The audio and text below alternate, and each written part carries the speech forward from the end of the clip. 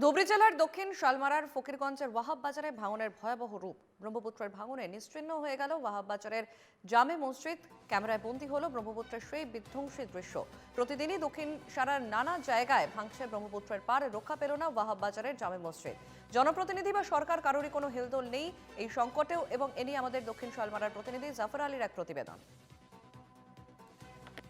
আমি রয়েছি দক্ষিণ শালমারার যে ওহাব বাজার রয়েছে, ওহাব বাজার কয়েকদিন থেকে নদী ভাঙনের ফলে কিন্তু এখানে একটা ইসলাম ধর্ম লোকের কিন্তু নামাজ পড়া মসজিদ ছিল, মসজিদটাও কিন্তু ভেঙে গিয়েছে। তো এখানকার কিছু লোক রয়েছে এখানে, আমি এদের কাছ থেকে জানতে চাইবো আসলে যে স্থানীয় বিধায়ক হযরত আলী চৌধুরী সংসদ রয়েছে রকিবুল হাসান, এদের কাছ থেকে কোনো ধরনের সাহায্য পেয়েছে কি পায় না, এই ধরনের আমি দু এক কথা জানতে চাইবো। এখানকার স্থানীয় লোক রয়েছে, আমার সতীর্থ বন্ধুর সহযোগে দু এক কথা জানতে চাইবো।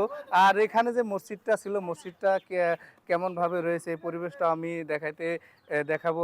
দেখেন আপনারা কিভাবে রয়েছে নদীতে, কিন্তু আল্লাহর যে মসজিদ ঘর ছিল, মসজিদ ঘরটাও কিন্তু ইতিমধ্যে ভেঙে ভেঙে ভেঙে গিয়েছে, নদীর বুকে গিয়েছে। তো এখানকার স্থানীয় কিছু লোক রয়েছে, আমি এদের কাছ থেকে দুই একটার কথা জানতে চাইবো। আসলে কি বলে দাদা, কি বলবেন, যেহেতু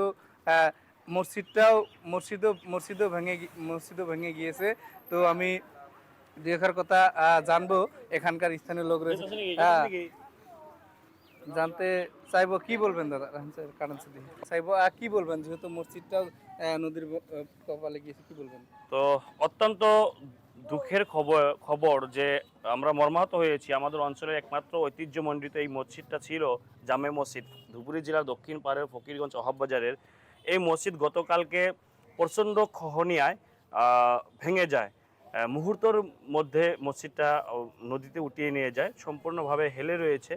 তো আমরা মাগরিব নামাজ এখানে আদায় করেছি, তারপরে আমরা এখানে আলোচনা করেছি। বর্তমান যেহেতু প্রবল খহনিয়া চলছে, মানে ব্রহ্মপুত্র নদীর যে পুরা ভাঙন চলছে, তো আমাদের এই অঞ্চলে প্রায় এক মাসে আপনার 200-র উপরে পরিয়াল গৃহহীন হয়েছে, মানে ঘরবাড়ি ছেড়েছে, কতজনে রাস্তায় আশ্রয় নিয়ে রয়েছে। আমি আপনাদের মাধ্যমে এনকেটিভি বাংলা চ্যানেলের মাধ্যমে আসামের সরকারকে আমি অনুরোধ করব, জলসম্পদ বিভাগের মাননীয় মন্ত্রীকে আমি অনুরোধ করব আপনাদের জড়িয়তে, যে অতি শীঘ্রই আমাদের ফকিরগঞ্জ ওহাব বাজার অঞ্চলটাকে স্থায়ী প্রতিরোধ করে দিতে লাগে। কেননা এখানে বহুত মানুষ এখানে যুগ যুগ ধরে বসবাস করছে। তো এই মানুষগুনা একমাত্র এখানকার মানুষ কৃষিজীবী, কোনো মতে দিন হাজিরা করে পরিয়াল পশুপাল দিয়ে পরিয়াল বাঁচান।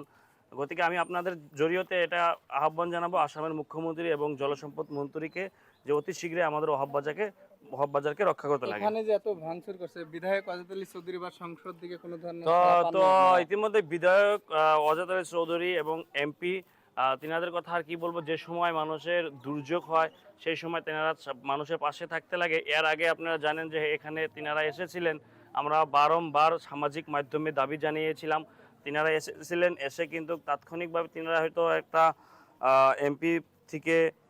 এমপি পুঁজি থেকে কিছু একটা টাকা দিয়েছিলেন, এমপি পুঁজি থেকে 15 লাখ টাকা দিয়েছিলেন, বিধায়ক পুঁজি থেকে 15 লাখ টাকা দিয়েছিলেন। তারপরে আমরা শুনেছি আরও 5 লাখ দিয়েছেন। ওদিকে সেইখানের কাম জিও ব্যাগের কাম করেছে সম্পূর্ণ, কিন্তু এই কাজগুলা কিন্তু নদীতে ভেসে গিয়েছে, আমরা দেখেছি। তো আমি অনুরোধ করব যে স্থানীয় বিধায়ক এবং সাংসদ তিনারা অতি শীঘ্রই এই অঞ্চলটা বাঁচানোর জন্য তাৎক্ষণিকভাবে তিনারা কাজে এগিয়ে আসুক এবং অঞ্চলটা বাঁচাক, এটাই বলবো।